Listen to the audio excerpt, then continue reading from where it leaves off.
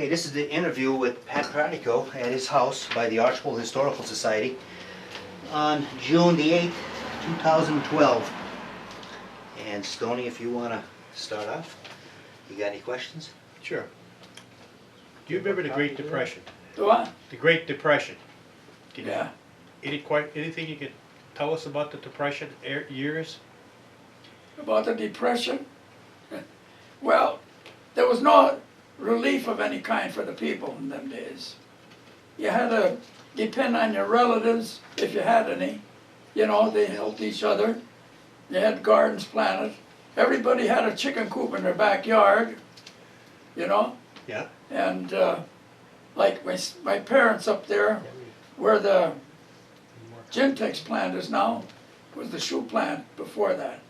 But before all of that, during the Depression, there was a big empty lot. The Hudson Coal Company owned it, but my dad had a lease on it and had it all closed in with barbed wire, and he used to plant it over there like a farm. Okay. And back there, about 25 feet in off the road, he had a hog pen. He used to raise 2 pigs every year. And He would butcher them? oh yeah, they butchered them and all in the fall of the year. Get people to come and help. Yeah. They'd butcher them and get all the meat cut up and all, make sausage and all the other stuff. Well, a lot And of then- a lot of neighbors have chickens and hogs too? Everybody, just about everybody had a chicken coop in their backyard during the Depression. Yes. How about cows? Anybody in town at that Yes. time? Up there on Line Street, there was one person at a cow. We used to get our milk from him. Okay. That's all I can remember is the lady's name was Victoria. I used to go down with a quart pail every afternoon and get the quart of milk.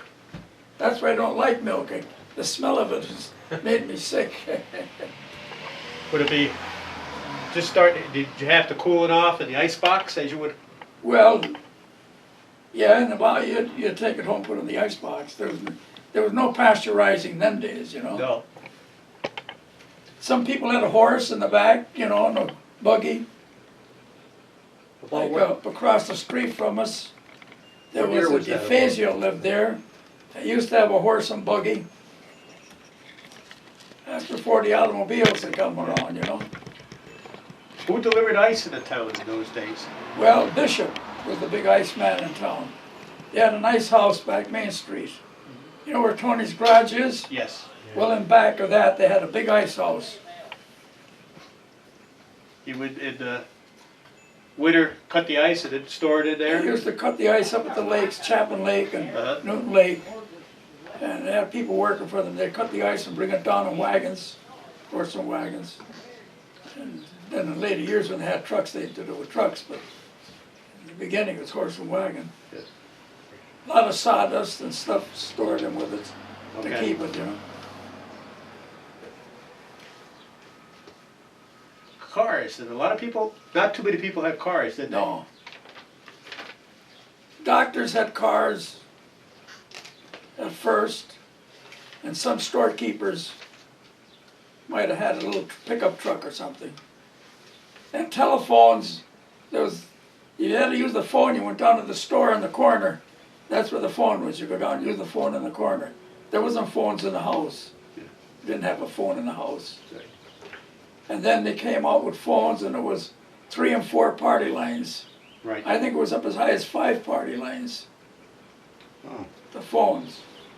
We didn't have a phone in our house until I got married, and then Sadie was a nurse, and it was right at the end of the war, and there wasn't putting them in only for, like she was a nurse. So that's why we got the phone in at that time. And then it was how would you say, a direct line with one phone number. Right. No party line or anything. No, I can remember Gilgallen's, Craig's on Pine Street. It was a 5-party line, Yeah, and if you picked up the phone, you had to listen to see if there was somebody on the phone. right. And if there was somebody on the phone, you put it down and Or listen. listen. Or Well, listen. Happened. so the doctors came around, had cars. Who was the Yes. doctors in town about that time? Well, McIntosh was a big doctor in town. Do you remember him? No, I don't remember McIntosh. Huh? I remember McIntosh. McIntosh, Cholera is the only one I remember. I remember the name. going up Main Street on the left-hand side, you know, Nicky Mancous's tailor shop. Yes, Well, up the road from there is that cutoff there, you have to walk out in the road. yes. Well, that other house there, Okay. I don't know who lives there now, but that used to be Dr. McIntosh's office Okay, and everything right there. And he was the doctor for the Hudson Coal Company and all, you know? uh-huh, In them days, if you got hurt, the doctor came, you know? right. Try to fix you up. It was a bad case when they took you to the Mid-Valley. Or they took you and dropped you on the front porch, Yeah, as they say, you know? Yeah. yeah, right. You're dead or something, you know? Then Dr. Boland came to town. Okay, It was right down here in the corner okay, where Foot's house is. Dr. Boland was in there. He was our doctor for years, and then he got sick, got some kind of a sickness in his stomach. He had to quit the practice, and when he got better, he went back to school and studied for the eyes. okay, And that's the Boland, that's the northeast eye, is Boland and Jordan's. okay. That's the Boland. So that's why I was. Stanley W. Boland. So that's why my mother, when I had a accident with my eye in the 50s, took me to Dr. Moeller, and it had to be him, because he was from Archibald. Right. Now I know why. Yeah, right. He was a medical doctor. He was our family doctor, in Okay. fact. That answers the questions I always thought in my head. Yeah. Why him for me? Yeah. Very good. How about movies in town? Well, I remember Tony Collins had the movies. Okay, And there was somebody else had a movie up the street, up near where the garage is now, where Stefersky has their garage. okay, yes. Well, right next to that. In fact, part of that garage was a big building there. And there was a movie house there. But I don't know who owned it, but just all I know is that Tony Colley was a shrewd businessman. He bought the guy out. So then there was two movie houses in the town, and then later on he closed that, and the movie house was down next to Loftus's barber shop on Main Street down here. That's where, The Grand. huh? The Grant? Grand. The Grand, who was named the movie house later on? The what? The Grand. Grand Theater. The Grand Grant. Theater. The Grant was the name of it, yeah. Yes. How much was it to go? Do you recall? How much? 5 cents at 5 first, cents. yeah. Then it went up to a dime. Then later on, I think it was 15 cents or something. And the movie, every couple of nights, the It was movie. silent movies, and they used to have a piano right almost up to the front on the left side of us, you know? And this Dewar girl, remember Gerald Dewar from Archibald? Yes. His sister was the pianist there. She played. And the Western movies, you know, they had different fast, like the guy galloping down the road, they had different, and she'd play that thing on the piano and all that stuff. That's the only music you had, Wow. you know? There was no talking, it was silent movies, you know? Good.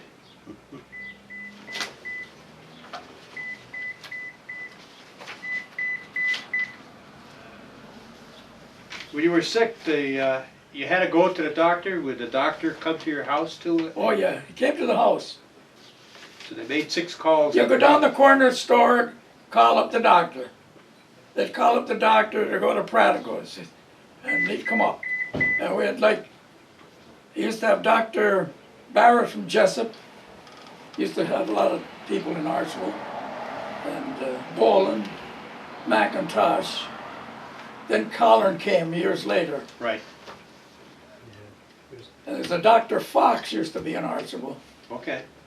He was over there, upstairs over where, well, Collin was there too, but the bar, Right about Keogh's. Keogh's bar, yeah. Yes. And the drugstore was next door. Right. Or The Grogan's. Grogan's Charlie. drugstore. So there were, how many drugstores in Archibald do you Two, recall? Foots and Grogan. And Joe Craig worked in Foots as a druggist for Okay. years. Harold did. Harold, Yeah. Harold, Brother yeah. Harold, yeah. Joe worked in the Times. That's correct, yep. Yep. How about Prohibition? Anything? Prohibition. The, Well, how a about lot of the- places, they call them speakeasies them days. You know, the old bars, when Prohibition came, all the bars stayed open. They got 4.2 or something beer, you know.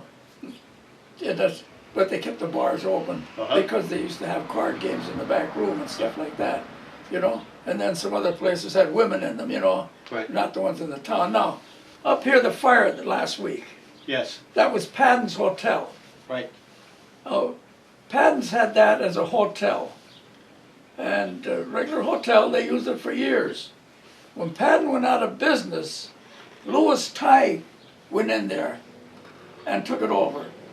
And he had a bar there. And Prohibition was over. He got a license and had a beer garden there. You know? Yeah. You used to go up there and all your family went up and everybody else. Yep. I You can know? remember. Well then, when the war broke out, Louis was a tool and die maker. He had that trade, you know? Yes. So he got drafted to go and work in a factory. So when he left, Carmel Tighe, Gilgallen, took over the bar. Yes. And they ran the bar for years. Yes. And then the place was up for sale. And you know, Carmel and Johnny Gilgallen, they didn't want to buy no property. So they gave it up and they moved up to Salem Road with the bar. So E.H. Burke bought it and made an apartment out of it and lived in it and all that sort of stuff. Do you know what year Padden sold out? Huh? What year was that Padden sold out? I don't know. I don't remember that. Early 1950s is my guess. Huh? Early 1950s is my Yeah. guess. Around 1950, I can remember going in there to fetch my father and my uncles for Sunday dinners because you had to go ring the bell in the back. Oh, And dinner would be ready. And they I were had, there in the 40s. Yep, in the 40s. And Louis I would was ring there the in the bell and get a 40s. birch beer, and then we would go home and Yeah, had they- Sunday dinner. When Pearl Harbor was hit, that was 1941, Right. and he had the bar there. You're right. And he had the bar there for maybe 6 months or longer after the war was declared with Japan, Right. before he was drafted, you know? And then it was closed for a little while, and then Carmel and Johnny went in, Right. That's took what it over. That's what I remember. Yeah. You were drafted into the. Yes, And you served in what branch? the Navy. I worked at Picatinny Arsenal, Okay. and I started off there putting primer shells in 75 millimeter shells. And when I got there, they'd interview you at the office. Then they'd take you in a station wagon, 3-4 guys, that after you're interviewed and all. Take you up to the different buildings in the area, you know? Right. And you get out and you go down and the foreman there would come out and he'd look you over and he'd pick who he'd want. And he'd say, you stand over here. And he'd say to the driver, that's all I want today, just 1 or 2 guys. So I had come up from Bayonne, New Jersey, because I was working on the Pennsylvania Railroad before I went up there, you know? Right. So they said, when you go up there and then you get interviewed, you be all dressed up, you know? So I went up all dressed up, my Sunday suits, you know? So I get in the place and never forget the guy, never forgot his name. Joe Eiper was his name, was a German man. He limped. So we got out of the van, come down some steps around the lake there, and the building ran along the lake, you know? So we got in the building, there's a big 6-footer and myself and another guy, you know. So he looked us all over and he said to me, what kind of work do you do? No, he said, where are you from? I said, I'm from Scranton area. Okay, he said, you stand right here, just like that, you know. Then he said to the driver, that's all I want, just the one guy. And he turned around to me and he said, take your jacket off, put it over there. I'm gonna start you at the front, the beginning, this is the beginning of the line, he said, here, putting the primers in the shells. He said, I'm gonna start you on the beginning of this line, he said to me. I know you're a good worker from the coal region, he said. So he said, I'll work you through this system. I didn't know at the time, there was a guy from Wilkes-Barre working there, and a guy from Patterson, and they were both fighting to become group leaders, because they had to make a group leader, you know. Well, I just come in the first day, I didn't know, you know. I start at the beginning of the line, pressing the primers in and putting them on the belts, and they go in the next room, you know. I did that for about a week. In the meantime, I find out about these guys, the guy from Wilkes-Barre, a young guy, and he finally got the job as group leader, but not the guy from Patterson. He was teed off, you know. But anyhow, this guy worked me right through this whole system, right down, filling 2,000-pound bombs and everything, you know. And you know, to fill the bombs, when you pour the stuff in it, it's like syrup, liquid. Right. You know, big cast iron shell, you know, a hole in the top as though you're filling a barrel of wine, like, you know. And you fill it, and you had a brass rod, and you poke that in there. You wouldn't dare have a spark, or Jesus, you'd never be around, you know. But 2,000-pound bombs, and then I worked all the way down to where they packed the stuff. By that time, he made me a group leader, you know. And I was a group leader then, built Building 13. And I was on my way to be a supervisor when I got drafted. And I didn't bother asking for a deferment. I could have got it. At the time, I didn't know that. But I figured I didn't pass 2 physicals in New York. I went for a physical to be a conductor on the Pennsylvania Railroad, didn't pass that. And then when I went to Picatinny, I passed the physical there. But then I figured they won't take me in the service. And plus, my mother was home alone, a widow, and I was the only child. Oh, okay. Well, I got fooled. When I went to the draft, I went through the whole system, got to Wilkes-Barre, and everybody around me had red marks on their sheets, you know, getting checked out and on. I never did that. So finally, they'd be calling out names, and we're in an old bank building in Wilkes-Barre. And you go up to the front, you know, Pratico. Well, go and they'd want another specimen, urine, or something like that. It's okay. So, geez, it's about 2 o'clock in the afternoon. We're there all day. We're there from the night before in a hotel, you know. So, I go up there, and this guy comes out, khaki uniform on, you know. And I worked at Picatinny, they were Army, you know. So I thought he was Army. The guy said, Pratico? I said, yes, sir. And he shook hands with me. He said, well, he said, you're in the Navy. What? The Navy. How the hell did I pass to be in the Navy? I told him I couldn't pass a physical a year and a half ago or 2 years ago for a job on the railroad. I got really teed off at him, you know. So he called the head doctor out. Well, it took a while. He came out with this list. And he's going through the list of the exams that I took that day. And I never forget the guy. He's a short Jewish guy, had a mustache, which in them days there wasn't many guys that had a mustache. My father had one, but there wasn't 5 other guys in the town. But anyhow, he said to me, young man, if the quota for the Marines was enclosed today, you would be a Marine right now. That's enough, that's it. I took the Navy, you know. Where did they send you out of there, out of Wilkes-Barre? Where did you go then for your training? Right up to Synagogue, up there at Sampson, New York. 7 weeks. And then we went right down to Brooklyn and got on the ship. It was in dry dock, it was high up out of the, and we get in there and they take us recruits, lined us up, and you want to volunteers. They said, oh, you know, they said, you never volunteer in the Navy, you're in the service. No. Oh, you never do, so. I looked over the side of that ship, and we're in dry dock, and I thought, I don't want to be on the deck force, to myself, you know. He said, I want 2 volunteers for below decks. I stepped forward, everybody looked at me, stupid ass, you know. I stepped forward, he had a hard time getting the second guy. Finally, he had to pick a guy out, you know. So, okay, we on the ship. We set out from there. Ship gets us fixed up. We set out of there in a couple of days. We go on a trial run to Boston at night. come back. From there we went to Norfolk, Virginia. Then we took a convoy to Casablanca. You know, What kind of ship was it, Pat? destroyer, Destroyer. 1600 class destroyer. Okay. So I was below decks, fire room I went. So on the way over, guys are getting seasick. These other guys that went on there, they were strikers, they were on the deck force. They'd be chipping paint all day and paint this section, and then 2 days later they were back in doing it again because the waves washing it out, you know. And I'd stand a 4-hour watch in the fire room. So you were a snipe. I was a snipe, that's the word. I come up out of there, and I had a hammock under a crosswalk, and I'd get up in the hammock and sleep.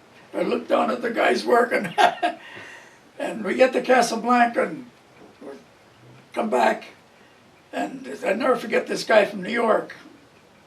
I forget his name, but he never got a tan. He always wore a shirt all the way down, and even in the Pacific. But anyhow, Quinn was his name. Jesus, Pratico, he said, somebody must have put you wise to do that. I said, no, I just picked it myself. Well, when we come back, those guys got taken off because seasick and different stuff, you know.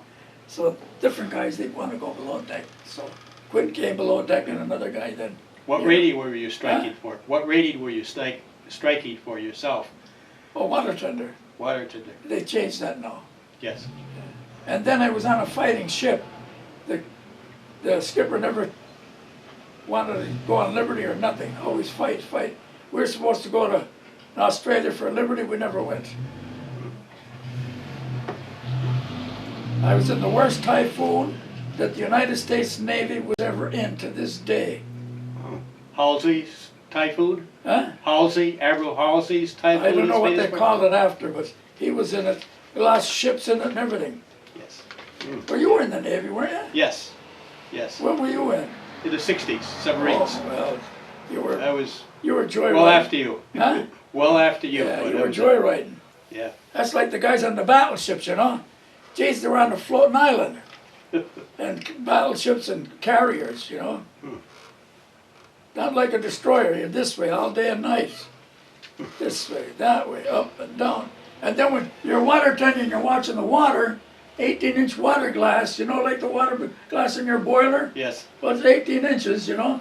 And you had to keep that water at a certain level, because if it dropped too low, you'd burn the turbines out. Yes. Or if you put too much in, you put holes in the turbines. So it was a ticklish job. You're sitting up there on a crosswalk, and your big wheel, you watch the water, and you put it in, and you back it off, and, you know? It was a critical job. Whew. Critical job. Where did they discharge you from? When was that? When did that happen? Well, we're in Seattle, Washington. Okay. We come back out of the Pacific, and we're in Seattle, Washington. So the guys from the East Coast came home first. 2 weeks vacation. So I came home. And on the way back, flying back, we used to have to go to New York to get the plane, you know. We're flying back before we got to Chicago, or when they got in Chicago, they landed fuel and all that baloney.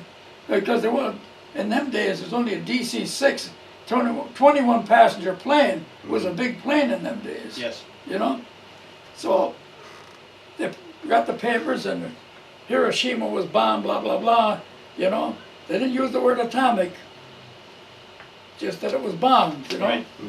So that was it. I knew I had enough points to get out. So I get back to Seattle, and the second crew went off, we was there waiting. So the guys was leaving left and right. The executive officer called me, and I went over to him. He said, Pratico, he said, I know you're from the East Coast, you have enough points to leave right now, he said. But will you do me a favor and stay aboard ship? We're taking the ship around to New York. He said, for Navy Day in New York. And he said, right after the exercise of Navy Day, he said, I'll have all your papers ready and you can be discharged. I said, okay, sir. So I did.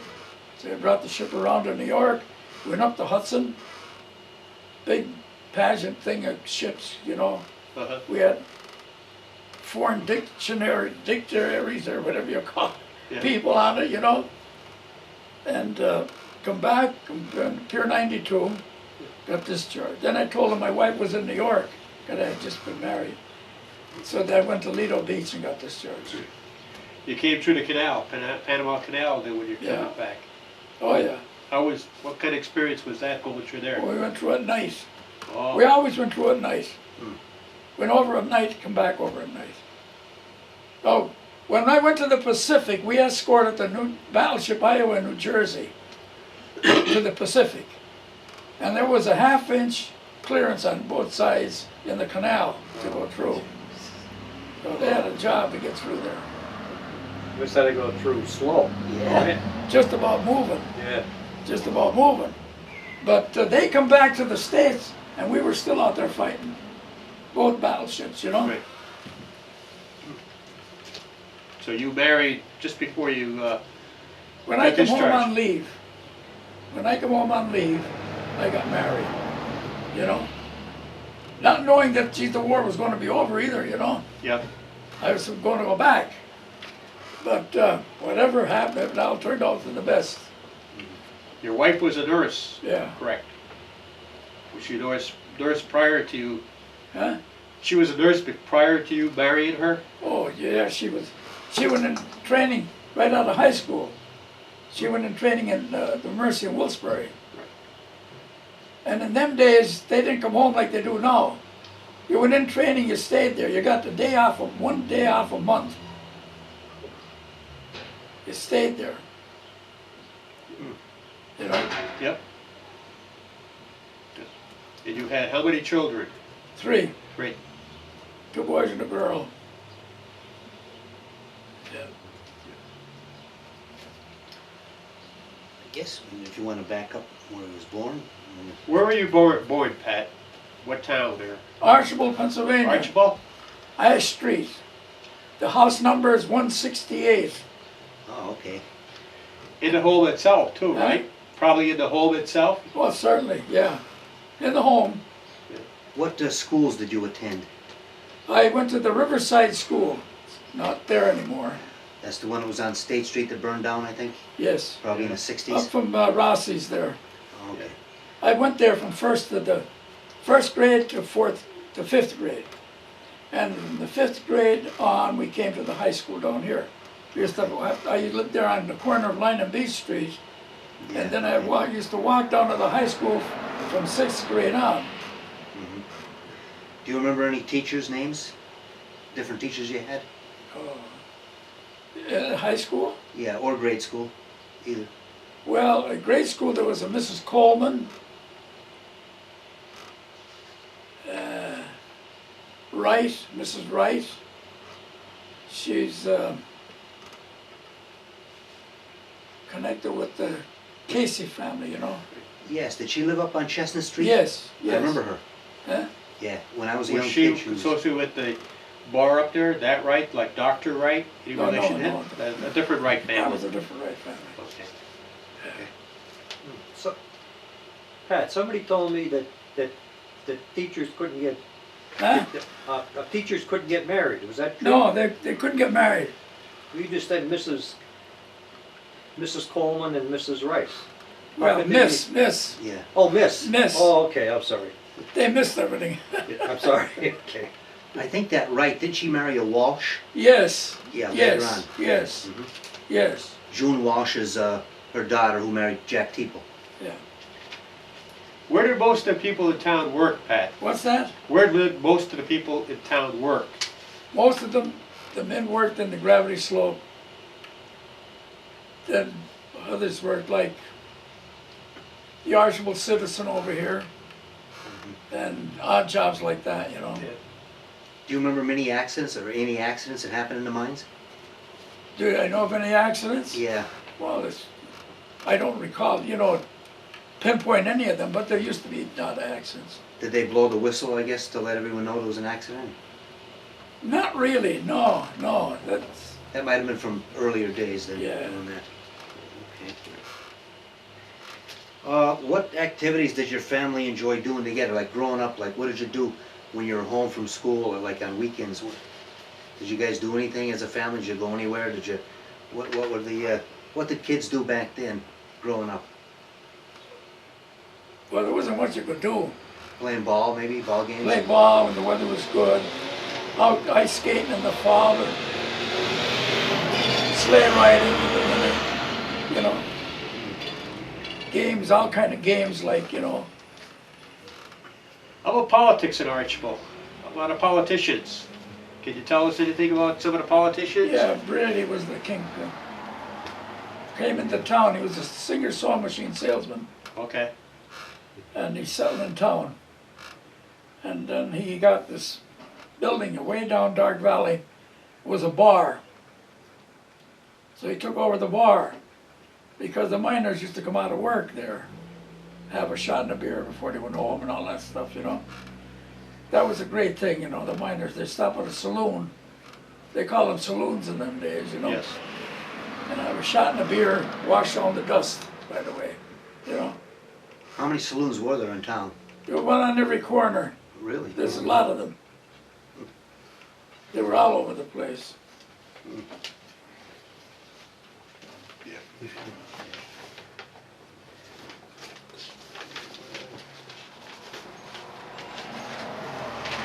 Besides your immediate family, did anyone else live in your house when you were growing up? Like any boarders? No. Oh, when I was small, my parents had boarders. Yeah. Do you remember their names? Or no? No, I don't. Yeah, I think that was popular. I seen that on a lot of the old census. Yeah. Had a lot of people board. My grandfather used to board when he first came Yeah. here.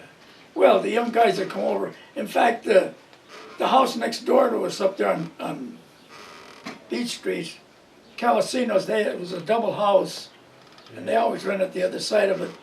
And they had a Portuguese family living in there. I remember there was 5 or 6 young guys. They weren't their sons. They were guys that came from Portugal and got jobs in the mines working. And they lived there just so long, then they'd move out to other places, you know. Yeah. How about elections in town, Pat? The local Archibald elections themselves. Anything you can recall about any of that? There were a lot of fights in them. A lot of fights in them. Down Riverside, down where, next to Rossi's, was Villela's garage. He used to sell Pontiac, Oaklands and Pontiacs. Right. Villela's garage. And that was an election place where they voted. And I remember the one year the state police had to come up. They used to come up on horseback, you know, in them days. Right. With the riot sticks after them. There was different people that got into fights, and the state police had to come up and break it up. But there were ballot boxes. There was a big thing about stuff in the ballot box, you know. Brady's gang was great for that, you know. And it still goes today. I worked on the board over here for years.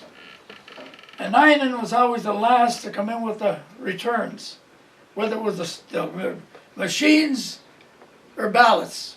And the reason for that was that's how Brady brought that gang up out there, you know. He controlled Einan, you know. Okay. They waited to see how the vote was going in the town. And if it wasn't going right, they'd stuff the ballot box in Einan before they come in, Wow. you know. He lived on the main street, didn't he, where Judge Munley lives now? Yes. Yeah. Well, he built that home then later on when he became, Oh, really? got all the money. But McDonald's on Dutch Hill, you know, Harrison's, Yes. no, not Harrison, the Undertaker, The The bar. The bar? the bar. Tax collector up the there? bar up on the hill, Yeah. Jackie. Jackie Harris. Yeah. Jackie Harris, up on the hill. Mhm. That was McDonald's hotel. That was McDonald's hotel. And one of the McDonald girls married Harrison. That's how the Harrison family got in there. Wasn't there a Balls Hotel too downtown? Huh? Was there a Balls Hotel downtown? Balls, yes. Was that Propsty's building? No, that was where the colonnade is, you know, you refer to as the Oh, colonnade. yeah, it was there. Yeah. Okay, I didn't know Never that. heard of it. Next to where Gene Harrison has his funeral home Yes, now. yeah. Okay. But getting back to McDonald, one year the election was against Brady and McDonald for tax collector. You know, it got pretty rough. And the state troopers came up and they claimed that one of the troopers blackjacked Mr. McDonald and he died from it. Ooh, He died from it. Wow. That's one way to win an election. Huh? I said, that's one way to win the election. Yeah. Well, the state trooper did it, you know. Yeah. Wow. But still. it was rough. And then years after that, there was always fights going on, you know? Oh, you take, my dad worked at the polls to go and get votes in the saloons and stuff. And Brady had given him $500 on election morning to go and buy votes, buy drinks. No, he was an Italian, you know, good sport, broken English, but he could speak pretty good, you know? Yeah. Wow. Interesting. When Prohibition was voted out in Archibald here, anything different about that, unique about that, when they voted it out? No, you take like, we go back again over Main Street there where, what's his name, it's beer gardeners now, I can't think of the name. Barrett's or Bud's? Bud's Bud's, Beer yeah. Garden. Okay, where Keogh's were. Kios. Yeah, Dickie well Keogh. before that, it was Flannery's, Yes. Yeah, PJ. Flannery's Sweet Shop. Yes. And there was big soda counter there and all kinds of sodas and ice cream and all that stuff in there. Tables and chairs, you know. And that's what it was. Well, when Prohibition was lifted, that became a beer garden. Yes. McAndrew woman made a beer garden out of it. Down there, Balls, the same thing happened there, you know? Was it true that when Prohibition was voted out in Archibald that quite a few people from the cemetery that were voting to get rid of Prohibition? That They wanted- they were voting Prohibition out? They were voting them even before Prohibition and I after know, Prohibition, but you for know? Prohibition, I That was heard, when they were, the ballot stuff in the ballot box. That's when Yeah. it really came out. Yeah, heard it was, every vote was to vote it out, and very few, if none, any, Yeah. to vote it, keep it yeah, in Archibald. yeah. Is that true? Oh, yeah, sure. You see, we had a liquor store in Archibald, there wasn't one in German and there wasn't one in Beckville. Okay, They wouldn't allow them in those towns yes. because the Protestant people were in control of both towns. Wow. And the Protestant churches didn't allow it, you know? But they'd sneak into Archibald or other towns and buy their liquor and drinks, Yes, you know? yeah, Not everybody, but certain people, like, you know? yeah. Do you remember any funerals taking place in your family home? Huh? And do you remember any funerals taking place inside your family home? Oh, yes, they all were. My father was buried from the house. Really? Wow.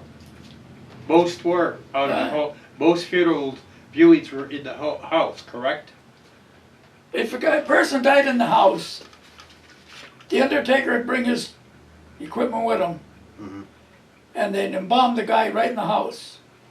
And they laid him out on like a couch, you know? No headboard or anything. And then the next day, they came with the coffin, and he'd put the man in the coffin, or the lady would. And it'd always be somebody around that'd help him, Yeah. you know? How many days did they? 3 days. 3 days. And then at night, you take, like in my neighborhood, a lot of others, the neighbors would make cookies and coffee and drinks, you know? It was like a party in the kitchen, though. Well, it ain't a part, they'd have a snack, Yeah, we call it a snack now, they'd have like a snack after midnight, because there'd be somebody there all night in the house yes. with a corpse. Now my wife said in New York, where there were typical Irish people, you know, they came from Ireland and lived in New York, and she said she went to a corpse house once in New York, and when she walked in, the first room they went in was tubs of beer and ice, you know, and she walked into the other room, they had the guy standing up in the corner. Standing up? Yeah. I said, "You're kidding, Sadie." She said, "No." She said, "I almost died." She said, "Yeah, the guy's standing up in the corner." Never heard of one like that. You don't see that today, I guess. Is is that where it came from? The name like, you know, old corpse house? Is that where corpse house came from? Yeah, Probably? yeah. You know, But like see, now it's awake, like they call it, you know. you know, you go any viewing. place out of Archibald, and you say corpse house, they don't know what you're talking Right, about. yeah, Because it's an Irish word, you know? yeah, Or that's where it came from. I heard that. And and what's the other thing now? A funeral home, Viewings, Huh? viewings. Viewing, viewing, yeah, that viewing, no, it's something else. awake, You tell them, they're going to the wake, yeah. something else. But Who was some of the funeral directors that lived in town? Was there a butler, I think? oh, we had enough of them. Oh, We really? had Old Man Harrison, butlers, Mhm. Buddy Kenny, and who else? McHale? And McHale, up on Salem Road. Yeah. There was a funeral home up on Salem Road? There was no funeral homes in them days. They Okay. did the funeral in the Oh, house. okay, all right. You know, when those guys were funeral directors, they did it in the house. That was Mary McHale on Snow Road, Okay, her yeah. father. Yeah. Yeah. What, The did first you, house on the left, First or second, on the bottom? right, yes. was there many horse-drawn funerals, like from the house up to the cemetery, or what Well, kind they of? all were in them days. Oh, really? Yeah, before the cars and the hearse came, it was horse-drawn Yeah. hearse, you know. My grandfather, they said, was pulled, he died in '26, and it was horse-drawn Yeah. up there to the cemetery. When you guys were sick in the house, what kind of home remedies did your family use? When you were sick in the house, what kind of remedies did your family use to get better? Did you have any special remedies? Home remedies. Home remedies? Yeah, they used camphor oil for mumps and sore throat and stuff, and a wool cloth around, wrap around your neck, you know, Mm-hmm. stuff like that. Were there many hospitals around if you had to go back then? Well, the Mid Valley, Mid-Valley? that was- Carbondale, Okay. Stratton. How about holidays? Anything unique about holidays you could tell us? Like 4th of July, Christmas, whatever? Anything? Well, Christmas, you generally got the families together. If you had a big family, well, it'd be all together, you know, at Christmas, at Easter time, you know. Yes. They'd all be together. And in them days, there wasn't many people living away. If maybe in the next town or something, the parts of the family. Yes. So they all come together at the old homestead or something, you know. Yes. Turkey dinner or whatever, you know. How about community activities? Was there a lot of things that the communities did together? Like we have Archibald Days now up there. No, Did we anything? didn't. Nothing like that? No. They, around the coal mines, they never did that. Really? Oh. That's one thing I argued about. Endicott, New York, Mm-hmm. the shoe companies up there, Yeah. because people left here and went up there to work. Yes, they did. They had all kind of playgrounds and all this other stuff. In these towns, you had no playgrounds. You had none of that kind of stuff. The coal companies didn't let them do it. Wow. They generally worked 6 days a week. Yes. Yeah. Barely had enough time to rest up before you had to go back to work the next One day. day, Yeah. Oh. Whiskey on Sunday and buttermilk through the week. Huh? Wow. Whiskey on Sunday and buttermilk through the week. Did you work for money as a child? Did you like work anywhere, or when did you start your first job? No. How old? No. I across the street from me up there was a guy named Tom Serene. And he was a good automobile mechanic. And he had a 4-car garage up in the backyard on Beach Street. Mm-hmm. And he worked in the mines though. He used to run the motor in the mine, locomotive, the motor in the mines, you know, pulling the cars. Yeah, yeah. So he'd have cars there, and in them days, there was a lot of that. You tear the motor apart, take the head off it, Yeah. put rings on the pistons and stuff. Mhm. Well, I used to go over there right after school. Like we used to work go to school half a day. Mhm. I'd go there in the afternoon, cause and I'd maybe clean the carbon off cylinder heads Yeah, with yeah. a putty knife and different things like that. That's where I started working, learning the business. What was your first adult job that you did as an adult? What did you do first Well, after you got out of when I service? finished guess? high school, I went to business school, Oh, okay. St. Tommy's Commercial School. That was a 1 year. Where was that located? My aunt went there. My aunt Mary. That's where the church offices Oh, is now. Okay. What do they call that? Is that where it was? Yeah. I thought it was over here. No. The That was in the back. Oh. The back, two back rooms in the. What the hell do you call that? Where the church offices are now. Where the nuns used to live there. Huh? Where the nuns used to live in that building? Yes. Okay, that was where the Yeah. school was. Where Okay. the nuns lived there. I don't know what it was at This all. was grade school from 1st to 8th grade. Oh, okay. That's it. Yeah.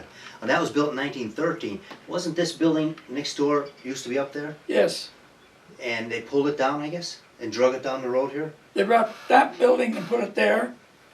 And right up and back here, the old rectory, Yeah. they pulled that down and put it up here in right in back of me. It's still there? West. Really? Wow. Tulip lives in it or whatever her name is. What year? Do you remember when they pulling this building down, or was that before your time? Oops. Yeah. That's a what? Well, every year they start building the parish hall. 13, that'd be, it's in the cornerstone, Yeah. 1913. They built the cellar walls and they brought it down. Horse and block and tackle and rollers, you know. That must have been interesting to see that in those Oh, yeah, days. yeah, Yeah. yeah. It had been horses. They didn't have Huh? anything that could pull it other than horses, I guess. Wow. Yeah. How about grocery stores? Do you recall anything about there certainly weren't supermarkets, but you had grocery stores. Right down here in the corner, way back, it started with the Grand Union, I think they called it, was in there for a while. And then after that, the A&P was in there. They had A&P stores all over the place. Woody Wilson was there. And then later on, Woody Wilson was there. He was the last one there, Woody Wilson. Wasn't there a smoke shop right to the left of it in that house? Huh? Wasn't there a smoke shop right next to it on the left of it? I thought my mom said Ed Munley had a smoke shop in the house right next to it on the left. Munley's Smoke Shop. Ed Munley, his name was. Where is that now? Right to the left of that building that was the banner store. Right down next to there. Woody Wilson's? Right next to Wilson's, yeah. Wasn't there, she thought she remembered seeing a smoke shop right there. No, that was, the little building next to us, Yeah. that used to be a shoemaker shop. Really? Who was the owner? Do you remember? You know, Bobby Calagine's father was in there for a while. Really? Wow. And then he moved from there to Dixon. Mm-hmm. And then there was somebody else in there, I forget what the name was. It was only in there a short while. But then it changed. But see, that was owned by the McAndrew family. Okay. It still is. Well, Dewar got them, you know. Yeah. And then you said right across the street here was where the Archibald Citizen was made? Was Yep. printed? What do you know about that? What can you tell us about that? How long was that there and how many people worked there? I don't know when it started. It started up way back in the 1800s. Mhm. The reason I say that is because I took care of all the paperwork and junk out of Philbin's house when she died. And there was papers in there and stuff from way back, which I should have kept. It was junk, threw it out. But anyhow. Who was the head guy of the Citizen? What was Huh? it? The head guy for the Citizen, who was that? What McHale. was it? The McHale. I see your Uncle Joel went there, Yes. worked there. Yes, Walter Kelly, yes. Marin, Vince Marin, Yes. and the Marins from German, and others, they worked there. That's where they learned the trade, you know, Where I newspaper went down work. to the Scranton And then Times. They went to the Tribune and they went to the Times. Right. That was Cecilia Philbin and Ed, right? Ed and Cecilia? Yeah. Yeah. They bought it out from McHale's? They took over later? Or? No. They never had the Oh, really? Citizen, no. Okay. No, they didn't have that at all. Wasn't there papers before the Citizen? Huh? Wasn't there papers before the Citizen, or was the Citizen the first? As far as I know, that was the only one. First What? and only, probably, right? Unless I'm thinking of German or German, yeah. Carbondale. Or, They have a couple others, yeah. That's probably what I'm thinking. That was the of. only paper Archibald ever had, right? Was the Archibald Yeah. Citizen?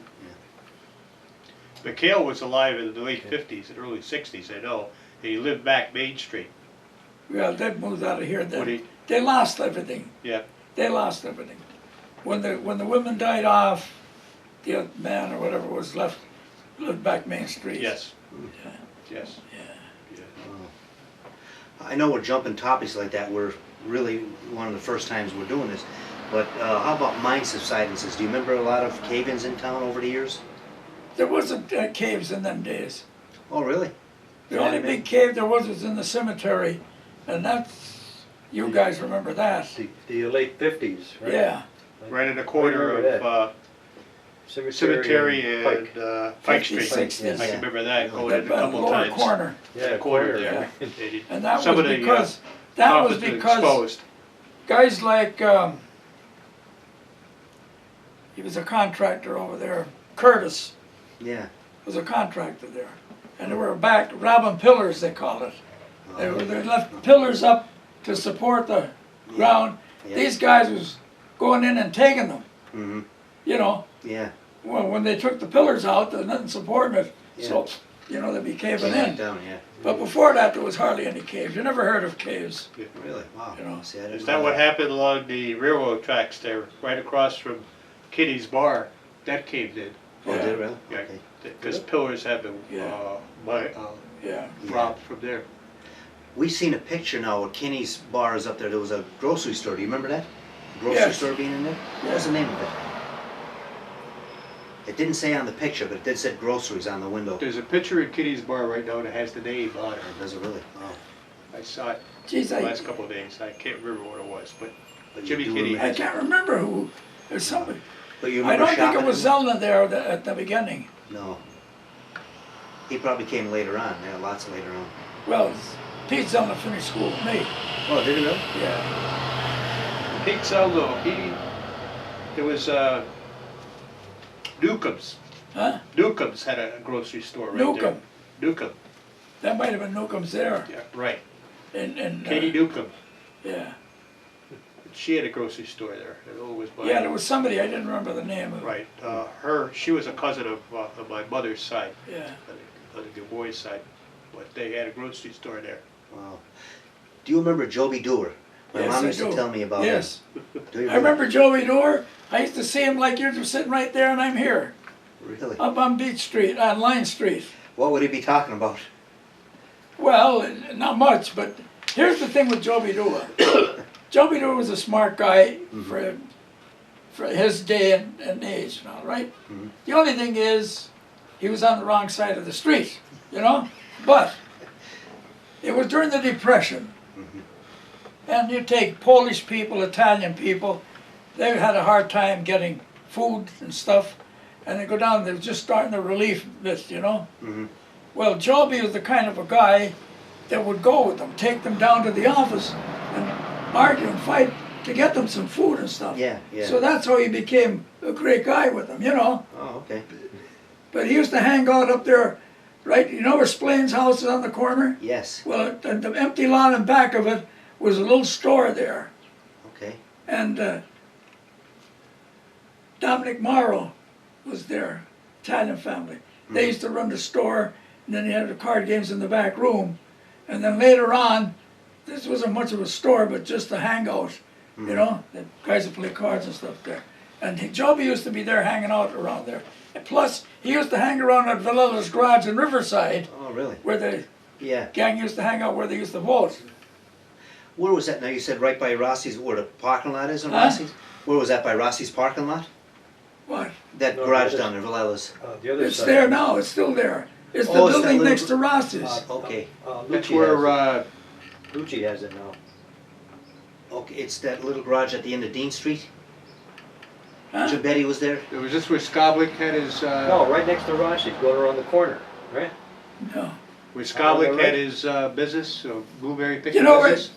Lucci has the place now? Yeah. Yeah. Well, that used to be the Lulla's Garage. Okay, Oh, right okay, next door. yeah. And, right and next to Rossi's. they built onto us, they put another bay in it, It's right around the curve. you know? When Skoblik's had an apple factory there, Yeah. they yeah, were bringing the apples in from Maine, Yeah. the state of Maine, and processing them there and sent to the pie baking company in Newark. Oh, yeah? Yeah, Is that the same Skoblik that had the berries on top of the mountain? yes. That was the Skoblik family that lived up here in Johnny Pickett's house. You know, Johnny Pickett Yeah, lived there. yeah. That used to be the Skoblik place. Oh, okay. And then at first, you know, way back years ago, old man Skoblik, they referred to him as not John, is his first name, the Jew. The Really? Italian people, they said John the Jew. They meant Skoblik. That's Yeah. what they referred to him, because he used to deal with Italian, you know, provolone and cheese and all that stuff. Yeah, yeah. Uh-huh. And then if people had worked in the mines, they had people in Italy, so they want to send money over to them. So they'd go to a guy like him, Mm-hmm. you know, and give him the money, and he'd make out the money order and send it, you know. Wow. So that's why they call him John the Jew. But then from that, they got away from that, and the kids grew up. They started buying berries, Mm-hmm. and then after that, they got in this apple business, you know. But they made a fortune. I worked for them Really? one summer down at Underwood buying berries. Mm-hmm. And Bob Mello's father, Jim Mello, Mm-hmm. was just out of high school, and he was buying them down in Jessup. That's how he met his wife. Oh, really? Wow. Yeah. How about Ed Lavelle? Huh? Ed Lavelle. Oh Jesus, he was a card and a Did he half. run for president once? He used to borrow Brady's horse. Young Brady had a horse. And he'd borrow the horse.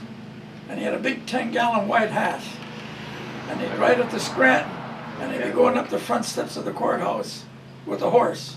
And he was running for sheriff, you know. Somebody say he ran for president once? No, but he went to Governor. Governor? Okay. Governor. Governor. And he did very well, too. He Did he really? he Yeah. broke in when Truman's inaugurational ball. He crashed it. He crashed it. And he was there the whole night, I've been told. And you know how he got in? No. He used to play violin. Uh-huh. So he had the violin in the case. And he goes down there all dressed up with his tux on and everything, Yeah. you know.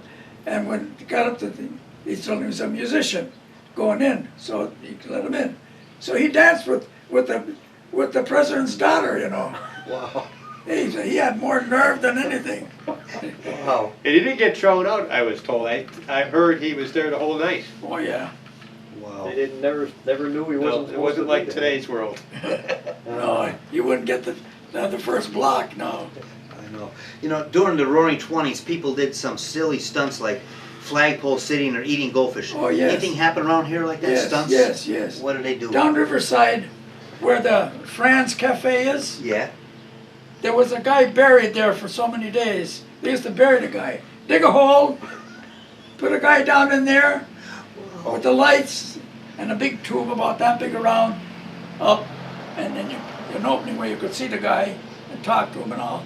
And see how long they stay down there. This guy was down there, I think 21 days with the top thing. Where, right in the ground? In the ground, like buried like a person. Wow. Whoa. That was down Riverside, right I guess there. our meetings are really boring up there in the society. Huh? Smell that. I guess our society meetings are very boring compared to what they used to do. Yeah. Wow. Ugh. What was the guy's name they buried? No, I don't remember. Wow. Some silly guy from Riverside. Did you ever participate in anything like that or Huh? no? Did you ever participate in that or no? No. Wow. Oh, How about any newsworthy disasters or tragedies that happened? Do you remember any in town like that? Big fires? Huh? Any big fires or? Or get hit by people hit by the train? Oh, big fires over town. Oh, really? The distillery. Over here where the dance studio was, the girls' school for dancing. Mm-hmm. Well, it used to be a big double store there. Wasn't that Gilroy's Market at one time? Well, it's later on. Yeah. This is going back. Yeah, yeah. Big double store there. Jonas Burgers. They lived in the house next to Splain's building down there, where Tuzalowski, the lawyer, lives. Yes, That yeah. was Burgers' Oh, really? homestead. Yeah. Now, you had, the one son was a great lawyer in Philadelphia, Mm-hmm. Yes. came out of Archibald High School, and his other brother was a big lawyer in Scranton for years, Mm-hmm. you know? And then the one guy was our age, he became a doctor, Norman Berger. Yes. But anyhow, what was I starting to say there? Fire. Huh? The Oh, fire. the fire, yeah. It's a double store. The one side was all men's wear, shoes and all. Mhm. The other side, I mean, they had separate entrances going in. It Yeah. was all women's wear. Hmm. Dresses, coats, you name whatever, you know? Mhm. And it was a big thriving business, you know. Yeah, yeah. So it caught on fire one night. And old Mike Barisco was wearing pants 20 years later. And it had a wedge sewed in the back of them. Nancy Barisco was a gambler. He used to he worked in the mines, but he used to gamble. And they were playing cards down at Shorty's. Now, Shorty's was a place next to Monroe Street there where the clutch, the transmission place is now. Yeah, There's Gorillas. the big building there. Yeah. And Shorty had a bar there and they used to play cards in there. That was a hotel at one time, wasn't Yeah, it? it was a hotel. I Yeah. forget the name of that. But anyhow, Yeah. when this fire broke out up there, all these guys in town late at night, Mhm. they rushed down there. And Nancy had a big touring car, you know. Locomobile was the name of it. And he'd go in and grab a bunch of clothes off the rack and throw it in the car. And there was guys out there stealing it out of the car, you know. But anyhow, he had boots and shoes and clothes home. So his father was wearing what he could wear. And then the pants, the wife, opened them up in the back and she'd show a wedge in them for wearing around the house, you know, knocking around. So I said, "Oh, Mike, geez, you're still wearing Jonas Burger's pants." But that was a big fire. Well, How about the distillery? Huh? How about the distillery That over was there? down further. That was a big fire there. We drove by that. We left Carmel's Bar, Yes. living on Dutch Hill then. Yeah. And we drove by there and got home. And we're only in the house a short while and the whistle started blowing for the fire, you know? Yeah. So we didn't bother going down to fire or nothing. The next day I come down, Jesus, the distillery had burned down. Yes. Wow. I can remember that. It was huge. Huge. Yeah. My dad was a fireman. We lived over in Academy Street. Yeah.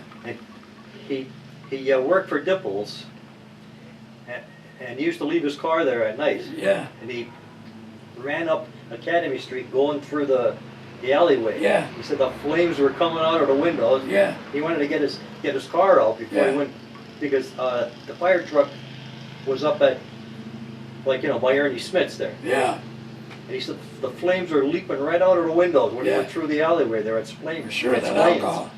yeah. That alcohol and everything was burning. Huge fire. Yeah. There was a Collie building down here on Pine, wasn't there? That, Huh? that burned. The Collie building, wasn't it down here on Pine Street somewhere? That burned in Yeah. the '60s. Where Risers. where Mike Zacher is, Well, Mike. Oh, okay, right? Oh, that was the dress factory, yeah.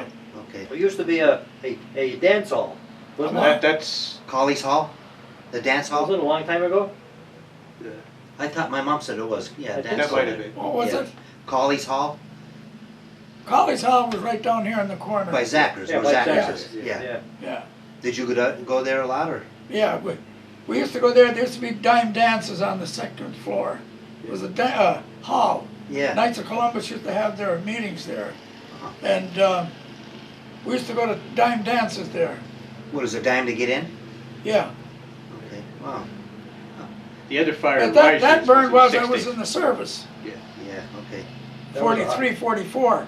That was a hot fire, Reisner's. Yeah. Yeah. Boy. Then there was a building across the street here, I remember. That was Goosey's Market there. Was it a KFC building too? That was the KFC, the building then. Yeah, what do They you know bought about... this building then from, they used to go down, I mean, they bought the building here, the old building. Yeah. That was Doer's building.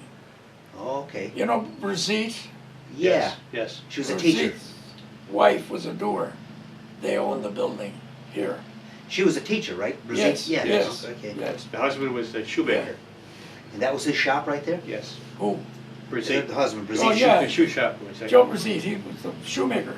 Oh, One of really? the Okay. shoemakers. Yeah, I remember that building. I was small when it was around, but But then after he left, Goosey had a candy store there. yeah, The next door, the little small building. The JP was in there. Yeah, before that it was a Berkowitz butcher shop. Okay. See, now that come back to me. That was a Jewish guy Gilday at a was in butcher there. shop there, huh? JP Gilday was in there. Well, then after the butcher left, then the JP was there. What about the laundromat? Wasn't that a supermarket at one time? That was Casey's Market, yeah. Casey's, that's what I thought, yeah. Another Yeah. store? Yeah. And Mr. Casey used to drive the car and he'd be this way. There's something wrong with his eyes, you know? Really? Yeah. He was a machinist or something in the coal breaker in Powderly, Mm-hmm. you know, but they ran the store here and the wife was, Yeah, yeah. yeah. But I remember him. Yeah, Your but- father-in-law used to sit out there in the porch Oh, all yeah, days, all the time. Yeah. Yeah, he'd sit Uncle out Jim, there, as I he'd would sit know. out there with Jack Morrow and all the old timers there. Yeah. They'd go up and sit there. They'd go home for lunch and go back and sit there again. And they go back again there for after supper. Oh, Just sit there and Just talk sit and there. everything. And I bought these places, they were run down. mhm. There was a hole in that other building, you could drop a car through it, the one next door, you know? Yeah, yeah. So these guys knew this place was run down. So I bought them. I'm living on Dutch Hill. Mhm. Well, they say to Jim, what the hell's wrong with your son-in-law? You know, what is he trying to do with them? Well, she said, I don't know. So I started working on them, rebuilding them. That guy's crazy. Then what's his name? He worked in the school as a janitor, tending the fire. Duffy? Huh? Duffy? No, it wasn't Duffy. He lived here. Oh, okay. He was married to one of the, geez, I can't think of their name, that awful. There was McHale's back there, right? Mikhail was the guy, Mikhail. He got so pissed off that I bought these places. He used to burn tar, I didn't know, my wife never told me. Every time she'd hang clothes out, he'd burn some tar paper out in the yard. You know? And Jesus, she grew up down the road here. He knew she was Irish, you know? But them goddamn guineas are trying to take over the country, he'd say. Was there a lot of ethnic fights back then? Like, Huh? was there a lot of ethnic fights, Irish Not against... fights, but you know, when I married Sadie, there was a, you know, it didn't go over too good in the beginning, you know? Yeah. Yeah. But Jim was always good to me. Jim broke his hip and he was in the house. He wouldn't let Herbie touch him, you know? Did he fall Yeah, right up here at Gilday's? I think so. If I think can that's recall what- right. yeah. Did he fell Yeah, there? Because I yeah. can remember being up on the bar, up on Salem Road. Yeah. And somebody came in and all of a sudden Uncle Jim just fell. Yeah. Yeah. There was some murders in town that we documented. Now, they were before your time, but I don't know if you remember the murder underneath the underpass? One guy shot another guy, I think Delfino. Delfino, Yeah, you remember, you heard about that? yeah. Delfino shot the other guy, or Delfino Yeah. was shot? Okay. How about there was a guy that took his wife up on top of the mountain and cut her Yeah. up? He took his wife on top of the mountain and cut her up here. I forget the name, Joe Kronitsky knows, and it was probably back in the 40s. I I didn't don't know know if you didn't that. hear about that. I remember Okay. that. But Delfino, when I heard, you know, them talking about it through the years, Yeah. you know? In fact, when that happened, my parents was living up there on Salem Road. Yeah, I think it was 1916, according to the paper. No, not 16. They- Well, I thought maybe I have the date wrong, but your parents told you a story. They told you about that? Well, yeah, I heard them talking about. Well, the detectives came in our house, searching, looking for him. Oh, But really? they told him he might have been there. But the only guy that was there, he was what the hell was his name? Cassili, they called him. And in fact, he went, when we moved to Dutch Hill, he went and lived with the Mellows across the street, you know? But they come in there, and the poor guy was in bed sleeping. He had worked the night before or something, and they were knocking on the door, and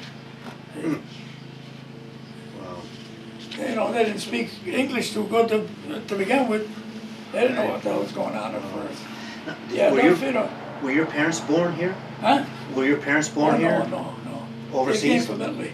Oh, really? What year My father came over here from Italy and helped build the D&H Railroad going through Archibald. Really? Wow. And they were living in boxcars, Really? the workers, you know? And he worked on the railroad, and he said, if you worked for one gang and something happened, you got fired or you quit, Yeah. you'd be walking off the railroad, and the next gang, the guy would hire you, Wow. Oh. you know? But they lived in town here when they first came over? Well, he came over first, Okay. and he worked on the railroad. Mm-hmm. And then with the railroad, I don't know whether it was up in Mayfield or something, but he came back and he got boarding in somebody's house, Mm-hmm. boarding here, and he got a job in the mines, and then he went in the mines. Yeah. You never worked in the mines, did you? Me, no. Yeah, that was a tough job. Whereabouts in Italy did they come from, Pat, do you know? Southern part of Italy, Reggio Calabria, Calabrese. in this city, yeah. Was your name ever changed, Pat, or no? No, It was always Pratico? yeah, Like mine, you know. Yeah, I know. I don't know how it got Yeah, to be they mine, changed a but lot. I told you how they changed them. When they go to Yeah. their job in the gravity slope, like his uncle that worked down there, you know, clerk. You said Matza. What's your name? Frank Matza. Oh, Matz. Oh, sure. Write it down. M-O-T-T-E. Yeah, yeah. You know? Didn't you Yeah. say Foots was a different name too down here? Huh? Foot was a different name? Well, certainly his father came from Italy. No, His what was- name was Forti. Forti. F-O-T-I-A. that got changed. Yep. So you say Forti, and there's, oh, Jesus, that's foot in American, you know? So it was foot all the time. Wow. But when it came time of getting drafted and they got the birth certificates, then they found out, oh, wait a minute, that's not your name. You know? Yeah, yeah. But everything else, driver's license and everything else, they It was good. went by that name. Who were the police chiefs in town? Do you remember any of Jim them? McHale was the chief for a long time. Jim McHale? Never wore police uniform. Always with civilian clothes. He has a .38 pistol hanging out of his back pocket. I remember as a kid growing up, when he'd walk around like that, you know? And a big tall man, a big 6-footer. And up there where the Starlight restaurant is, Mm-hmm. well, he built that. He built that place for Frank Anastasio. Frank Anastasio had a little grocery store down here on Delaware Street, right in back of the Legion. Remember there's a little shack there? Yeah, yeah. Well, Frank Anastasio was in there with a little grocery store. He didn't work in the mines. He opened up a little grocery store. Well, he got good friends with the chief of police. The chief of police owned the land up there, and he put the building up, and he put Frank Anastasio in there. And then Frank paid him back, right? Yeah. Well, Frank became a millionaire because with all the money he made there selling wine and the grocery store, and then he's the guy that put the money in to get Pompey Coal Company started Yeah. with the Vassarells, you know? Yeah. I remember that. I was a kid growing up, Mm-hmm. you know? In fact, Frank had about 20 barrels of wine, 50-gallon barrels of wine in our cellar.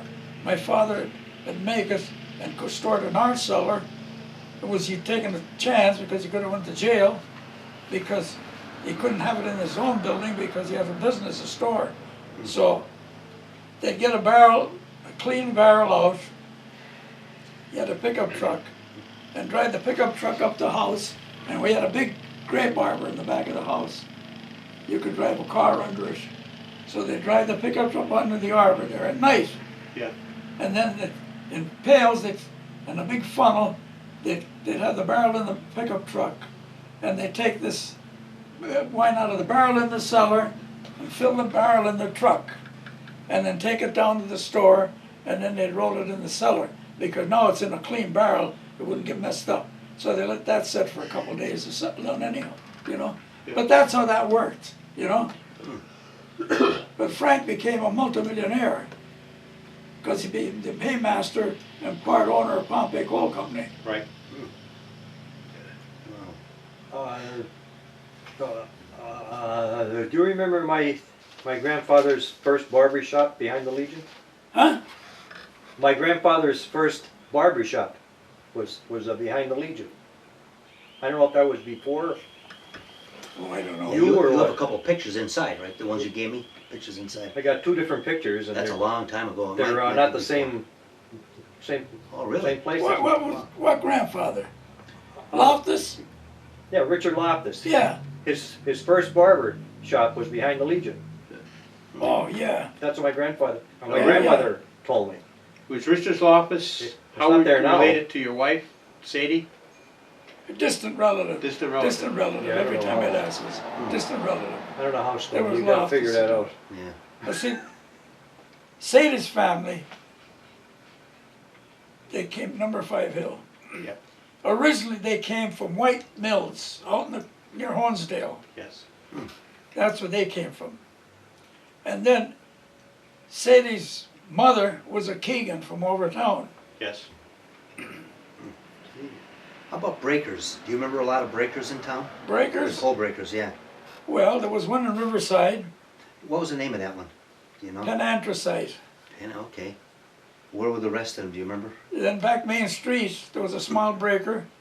Pembroke? Back where, Yeah, that was the last.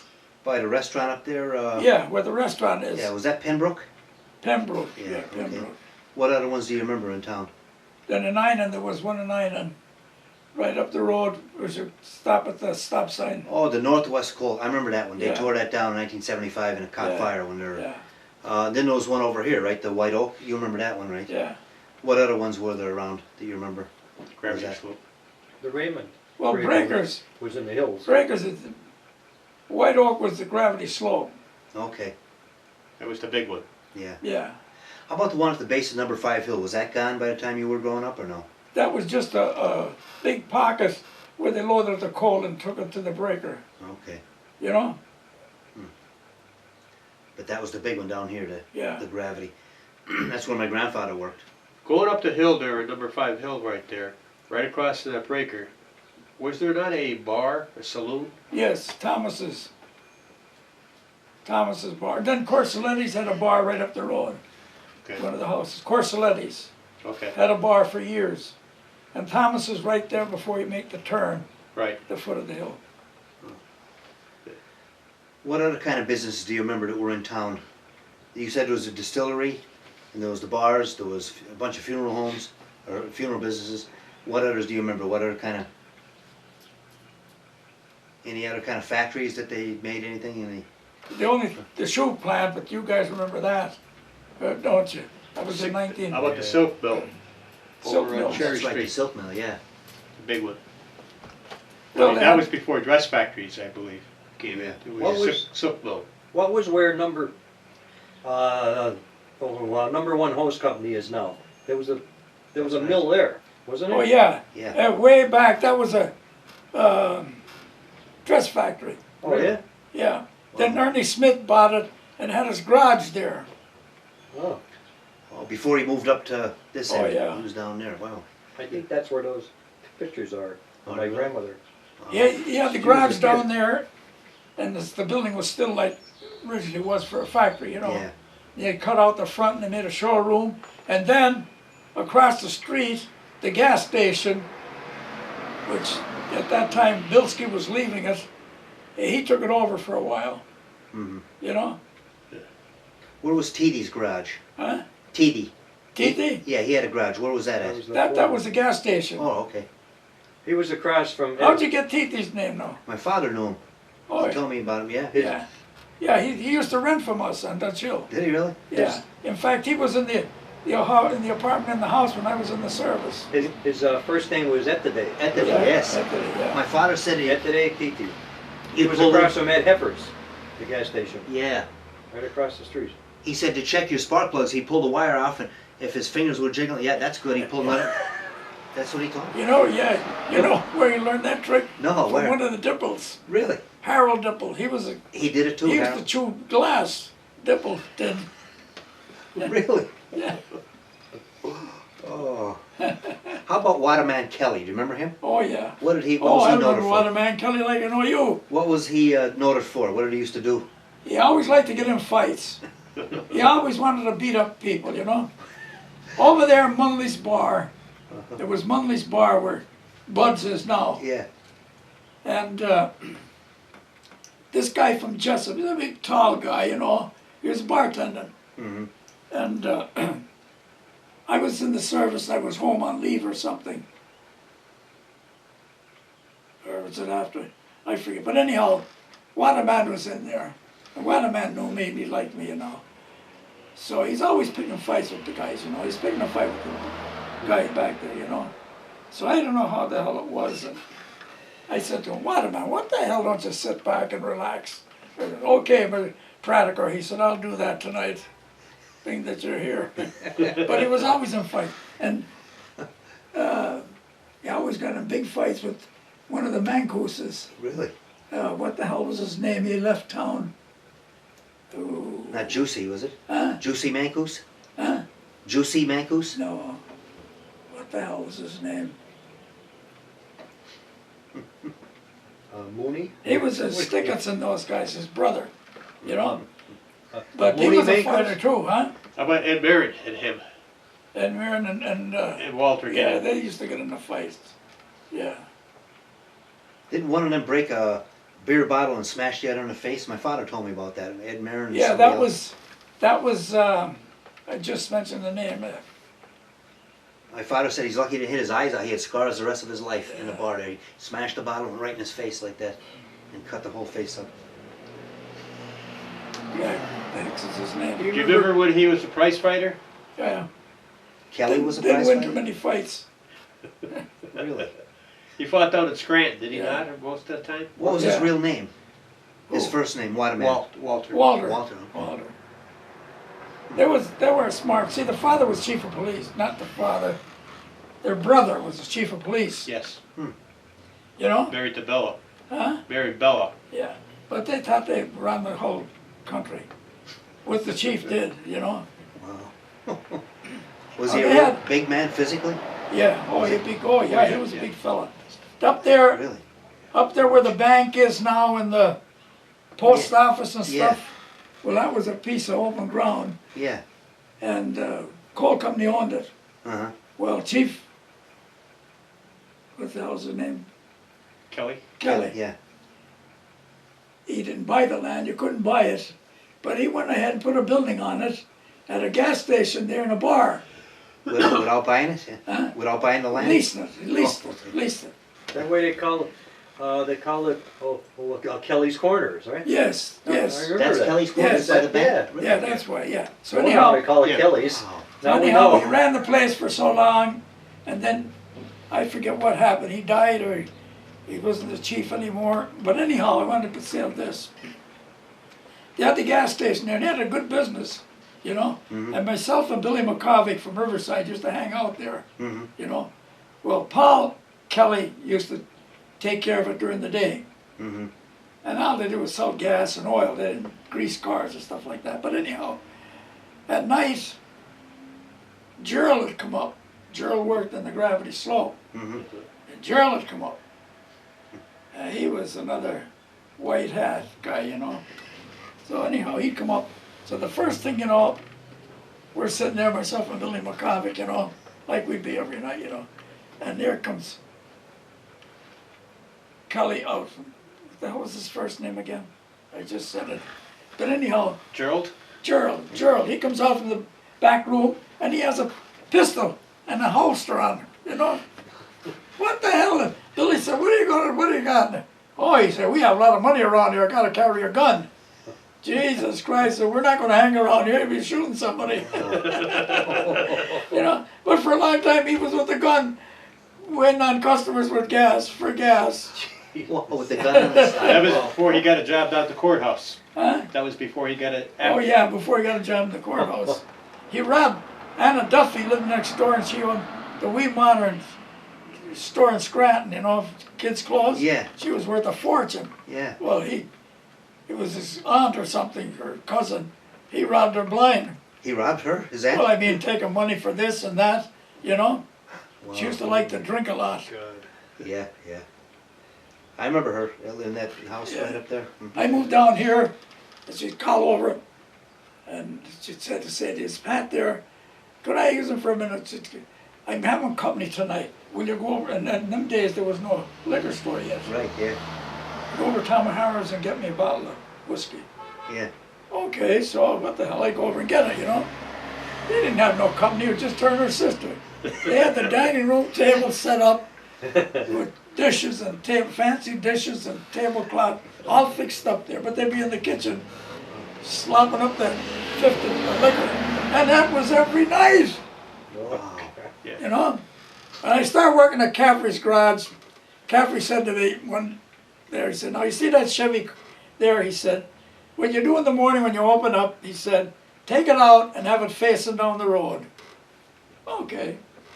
It was Anna Duffy. She'd come over there, get in the car, come over at the house here. Now I didn't know, I said the first because I was living on Dutch Hill.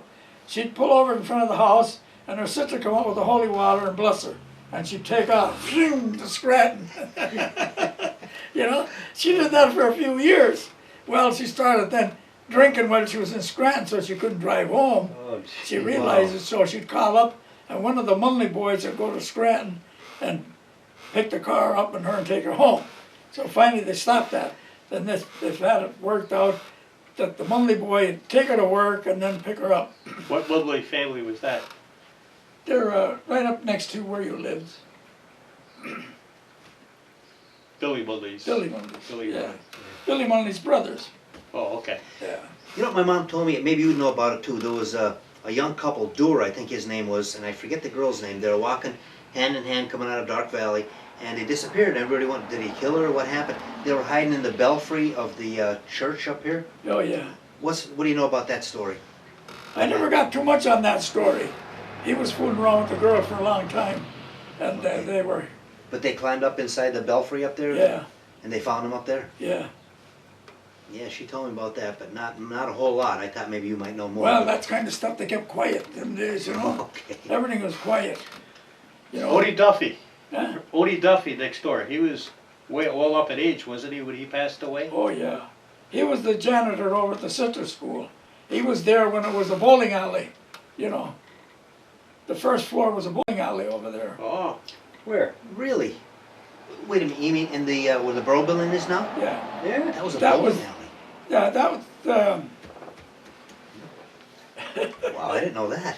yes, that was bowling alley downstairs. I always thought it was part of the And the church. second floor was meeting rooms. Yeah. And the third floor was mostly for union meetings for the people in the Gravity Slope. And then when they'd have the dinners for the union guys, Yeah. you know, there's a joke, you know, up there when they had the meetings.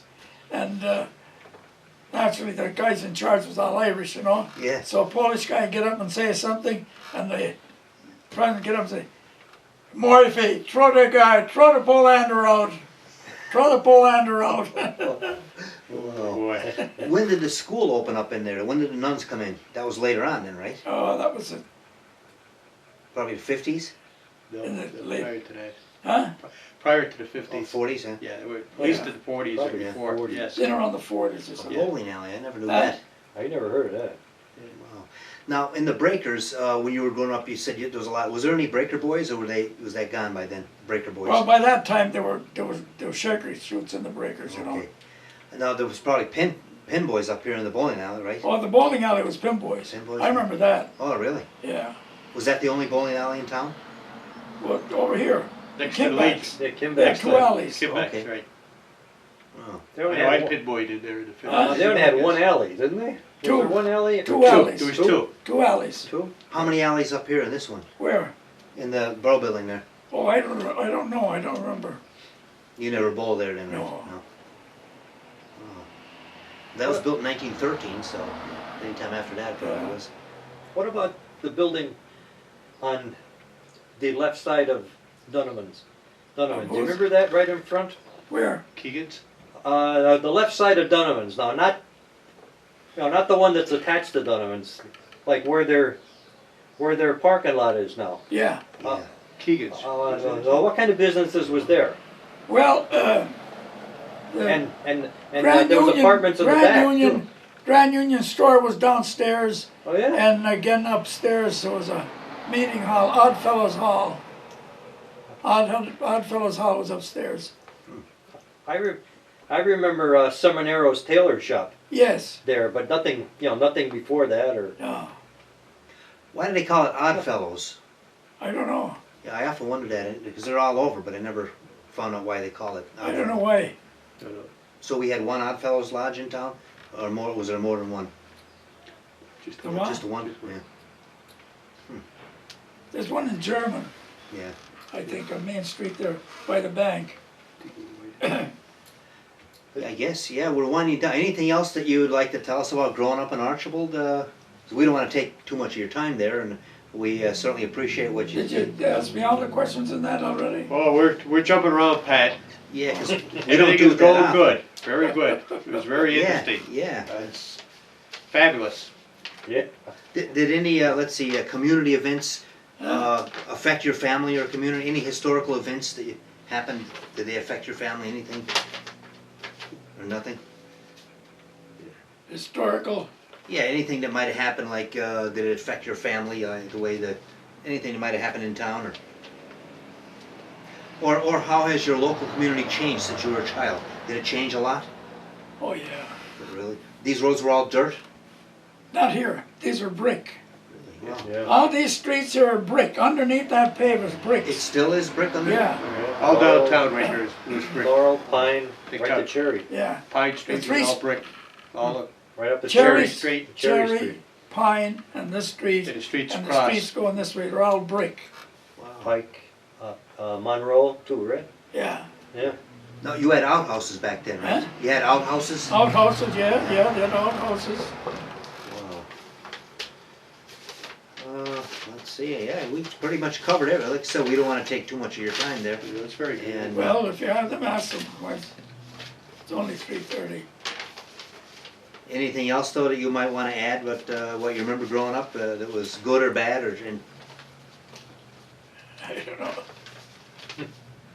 anything you remember as a kid happening? I remember my father remembers a ball game in German, and he was small. He was on the porch. These kids all ran underneath the tree, and lightning hit a fence, and one of the kids leaned. It killed him. Like Where was Monica, his that? name was, up in German, 1930. Alright. My father was 7.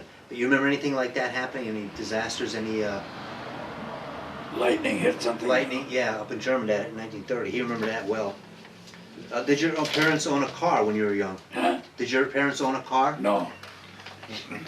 Very few people had cars. Huh? Very few people had cars. What was your first car? What was my first car? Yeah, Model A Ford. really. My father had one, and he didn't want to sell it, but he said nobody wanted to inspect it. They say, we want to get them things off the road. So he sold it, and he wishes he kept it. Kept it in the Yeah, he had a garage. Model A. Yeah. I see some of them on the road right now today. Yesterday and the day before. It worked In quite fact, a bit. yesterday I seen one in Peckville, a two-door sedan, Ford Model A. Frank Falvo had one like it. Wow. How about your grandparents? Did they come over too, or no? No, On both I sides? had no relatives on my father and mother's side here at all. No brothers, no sisters. No, they had. Here. No uncles or aunts came Huh? over? No uncles or aunts? No, Just your parents came over? That's it? just They married over there and then Yeah, came over here? yeah. Okay. What city did they come from, Pat? Do you recall? Reggio Calabria. Calabria? Reggio. Reggio. That's right on the heel of Yes. the map. My wife's family are Calabrese. My wife's family is Calabrese. Yeah, Wow. Torche and Carra. yeah. Did your mom just work in the house or did she work out of the house at Oh all? no, she might want to stay home. Yeah. Work in the house. How about water? You got your water from a well? No, we had city water all the time, Oh, really? yeah.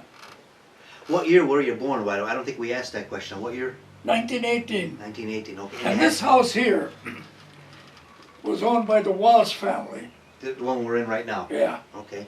And I changed it around, you know. Mm-hmm. There was no closet there, there was a door going out that way to another. I remember that. But the Walsh men worked for the water company.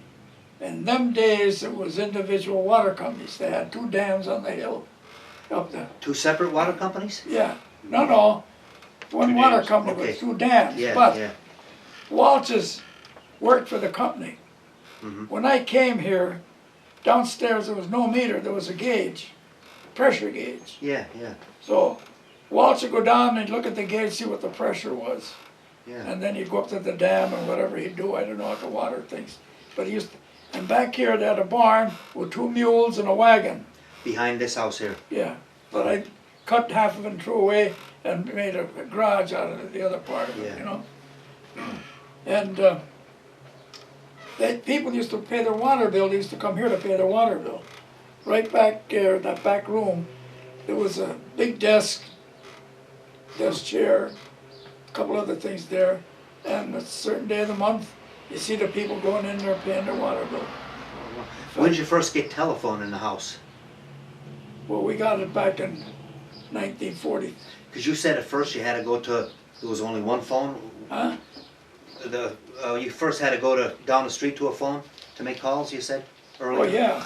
That's when I was growing up Where was that phone located? in the stores. Oh, okay. And the guys had this on the counter. There was no phone on the wall or The nothing. kind you crank like that? Well, they had them Yeah. too, yeah. Yeah, All operators. yeah. Nope. You You just, call the operator and you tell them, you know, give me Dr. So-and-so. And they'd get them. Oh, we got the phone in the house after I got married and come out of the service up on Dutch Hill. Yeah. Prior to that, we didn't have a phone. How about electricity? When did you get Oh, we that? had electricity way back. Oh, did you? As a Okay. matter of fact, up in the other house, in the basement, it needed the lights. So, you know, there was always these guys, handymen, you know, knew how to do this work. Like today, you know. Yeah. Mhm. So my dad got this guy, and we had the wine in the cellar, and bring the guy over, and he hooked all the wires up, put lights in the cellar, you know, switch at the top of the steps. Well, in them days, the meter was in the house. So every so often, you had a company inspector come around, checking, you know, because they knew people were stealing electricity. Yeah. So the guy comes to the house, and he's checking the lights and looking at the meter. Well, he turned the cellar lights on, didn't register on the meter. The guy bypassed the meter when he hooked the wires up for the lights in the cellar. Well, hey, cost $150 in them days. That was a lot of money. That was a Yeah. lot of money. Whoa. Hey, they cut the power off. Oh, did they really? Oh yeah, hey, fine. How long? No matter how long it is. Wow. That was it. So when I came here and that meter, gauge was downstairs and no meter, Mm-hmm. I called up the water company. I said, come up to 311 and put a meter in. Why, Yeah. what's wrong with it? I said, there's no meter here. What do you mean there's no meter? Well, I said, just what I'm telling you. Wow. So the guy come up and I had to tell him the story, you know? Yeah, yeah. So they put the meter in, right? Same way over in the other house. How about your first refrigerator? When did you get that? Or you used an ice box when you were young? The ice box. Who Yeah. delivered the ice? Huh? Who delivered the ice? Do you remember? Bishop used to deliver the ice. Then after Bishop, DeFazio back Main Street, Sam DeFazio Okay. got in the business. And he started delivering ice too. Mm-hmm. In them days, then the Bishops was kind of slowing up, you know? Yeah, yeah. My grandmother bought her first refrigerator off Probst. My father said he had a market down there behind his garage on Pike Street, Yeah, and she bought it there. It had the motor up on top, yeah. and that's where she got it. But they had electricity a long time back. Probst's butcher shop. Yeah, he sold a refrigerator. Yeah. Yep. And he made his own lunch meat. Huh? Probst's- He made his own lunch Oh, meat. yeah. Probst's bologna, as I remember. Oh, that was great. how about Good. Mancouse's? You remember Mancouse's Market? Yeah. How did he get started? My grandmother said that he did time in prison for robbing a bank, and then when he got out, the father came to my grandmother and said, I'm starting my son in a business, would you support him? You know, I mean, get a new start in life. And she did, she bought all the stuff. Do you remember that? Yeah. He robbed the bank in Dixon City with a couple other guys? Didn't rob the bank. Oh, what happened? Well, I was going to school here, the Archibald High School, Yeah, yeah, 6th, 7th grade, whatever it was. yeah. And we're coming to school, myself and 2 other kids, I forget who they were now. And over down here, the house on the corner, Dr. Boland used to be there. Yeah. But there was an iron fence around it instead of hedges. Right, huh? Now there's nothing, but anyhow, we're coming over, and Christy Tamain was walking that way. And we knew Christy worked in the mines. So one of the kids said, "Hey, Christy, haven't you worked today?" "No, I didn't feel too good," he said. "I'm going home." Well, that was it. We went to school. We come out of school, and we go home to lunch. Mm-hmm. We get up there to Jake Mancous's butcher shop. Do you know what that was, don't you? No, no. Yeah. It was It's next, in the basement up there. it was next to Jackie Harrison, like this side of Jackie Harrison. Okay, yeah. all Used to right. have to go And down, next door there was, In the basement. down in, yeah. butcher shop was in the basement. Next door was a big pool hall. Yeah. But anyhow, there's policemen around there and everything else. What the hell's going on? So here the cops came up and they got Louis, Louis Mancous, Yeah. in the house. He had stole the payroll. He stole them. The mine, some coal company in Jessup, the mine's payroll he stole, right? Wow. And he used the goddamn pickup truck from the store, you know, and he tipped it in Peckville coming home. And it was him and Christy Tamain and Taldo, you know? So they actually come in and they found the money and they took him out, handcuffed him, took him out. And then we found out later on, there isn't like today, the TV and radio, there was none Right, of that, yeah, you know? yeah. Yeah. Word of mouth and then the paper the next day. But he was picked up and he went to jail. I forget how many years he served. He did. But that used to be Pete's grocery store. Pete was their name, Italian guy. Where Mancous's was later? Yeah, Okay. it was a grocery store. Huh. But Okay.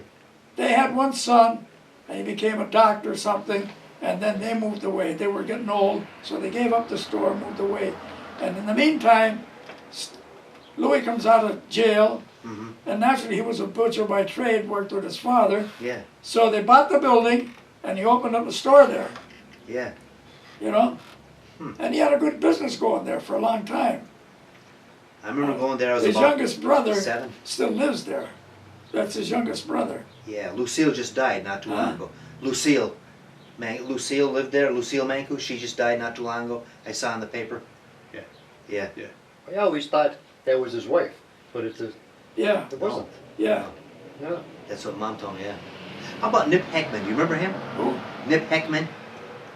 He lived on number 5 Hill. Nip Heckman. I heard a was- lot about him. He had long hair and used to live up on the hill. Never come downtown. That's what my mom said, yeah. She said he was the first hippie back in the 40s, and they couldn't get him off the hill, she said. Oh. He needed shoes. They had to drag him down to get shoes.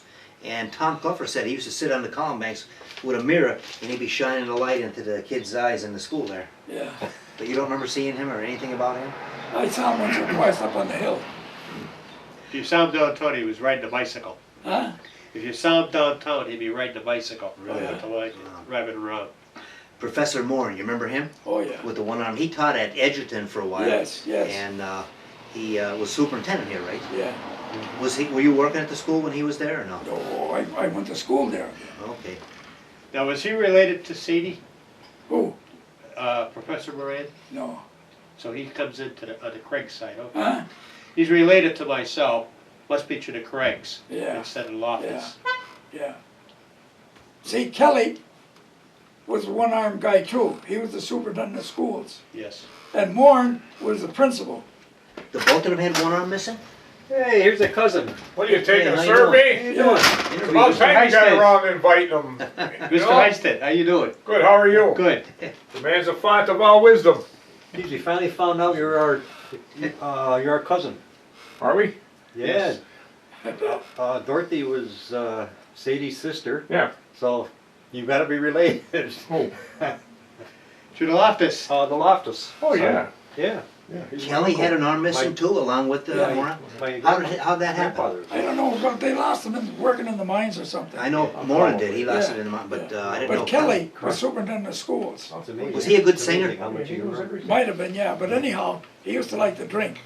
So across the street Amazing. was Skoblik's, and them days, they used to sell moonshine, you know. Yeah, We had moonshine and alcohol mixed with water.